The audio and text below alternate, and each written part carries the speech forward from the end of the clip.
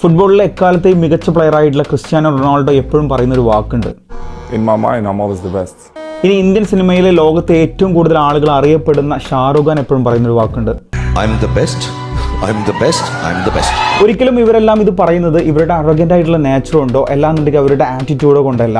ഇതൊരു growth booster ആണ്. ഇതിനെ നമ്മൾ സെൽഫ് പ്രൊഫസി എഫക്റ്റ് എന്നാണ് പറയുന്നത്. നിങ്ങൾ ചിലപ്പോൾ കേട്ടിട്ടുണ്ടാവും, ഒരാൾ പ്രഗ്നന്റ് ആയിരിക്കുന്ന സമയത്ത് കുട്ടികളോട് സംസാരിക്കുന്ന സമയത്ത് ശ്രദ്ധിക്കണം എന്നുള്ളത്.